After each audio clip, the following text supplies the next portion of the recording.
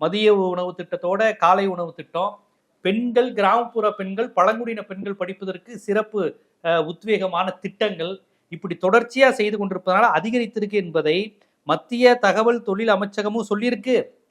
அந்த காலை சுற்றுண்டி போட்டாங்க இல்லையா, அப்போ தினமலர் மாதிரி பத்திரிகைகள் கக்கூஸ் நிரம்புது, பிள்ளைகள்லாம் திண்டு திண்டு டாய்லெட் போறாங்க, கக்கூஸ் நிரம்புது. ஏன்னா எல்லாம் ஏழை விட்டு பிள்ளைங்க இல்லையா, சித்தாள் விட்டு பிள்ளைங்க, கொத்தனார் விட்டு பிள்ளைங்க. அதனால அந்த பிள்ளைங்க சாப்பிட்றதெல்லாம் அவங்களுக்கு அப்படிதான் தெரியும் தினமலருக்கு. இன்னைக்கு விஜய்க்கு அது எப்படி பட்டிருக்குன்னா, பள்ளிக்கூடங்கள் மூடி இருக்குங்கிறாங்க. அன்னைக்கு ஆங்கில நாளிதழ்களில் தமிழ்நாட்டினுடைய மிகச்சிறந்த சாதனைன்னு சொல்லி அன்னைக்கே பாராட்டு பத்திரம் வந்தது. இப்ப மத்திய கல்வி அமைச்சகமும் தரவுகளோட சொல்லியிருக்கு.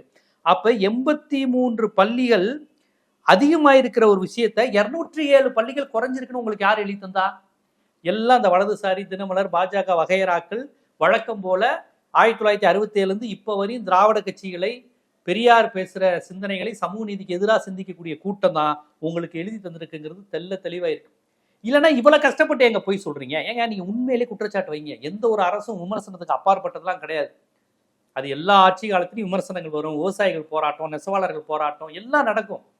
அது சென்ட்ரல் கவர்மெண்டா இருந்தாலும் ஸ்டேட் கவர்மெண்டா இருந்தாலும். ஆனால் அதை மக்கள் நலனிலிருந்து விமர்சிப்பது என்பது வேற, வன்மத்தோடையும் குரோதத்தோடையும் டெல்லியோட கையாளா இருந்து பேசுவது வேற. இப்ப எவ்வளவு பெரிய பொய் சொல்லியிருக்கீங்க?